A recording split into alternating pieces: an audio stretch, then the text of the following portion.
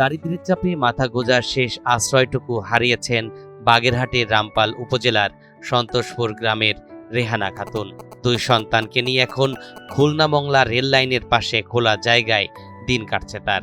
এমনকি ঘর ভাড়া 500 টাকা পরিশোধ করতে নিজের মাথার চুল বিক্রি করতে হয়েছে তাকে। এমন একটি ভিডিও ছড়িয়ে পড়ে সামাজিক যোগাযোগ মাধ্যমে।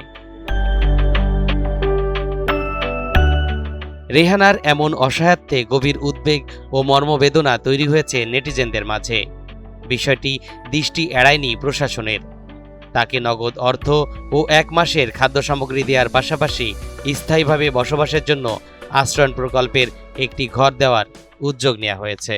উনি অভাবে তাড়নায় ওনার মাথার চুল বিক্রি করে দিয়েছেন। এই খবরটি আমরা যখন জেনেছি তখন আমাদের এই আসনের মাননীয় প্রতিমন্ত্রী মহোদয় তার নির্দেশে এবং উপজেলা প্রশাসন এবং আমাদের জেলা প্রশাসন বাগেরহাটের পক্ষ থেকে ওনাকে আমরা অর্থ সহায়তা প্রদান করেছি এবং সেই সাথে 1 মাসের খাদ্য সহায়তা প্রদান করেছি এবং ওনাকে আমরা আমাদের পক্ষ থেকে সরকারি ঘরে আবাসনের ব্যবস্থা করেছি। যেহেতু ওনার আবাসনের সমস্যা আছে, আমরা দেখেছিলাম যে উনি খোলা একটা জায়গায় ঘুমোচ্ছিলেন, তো সেই জন্য ওনাকে আমরা একটা আবাসনের ব্যবস্থা করেছি, উনি সেখানে থাকবেন।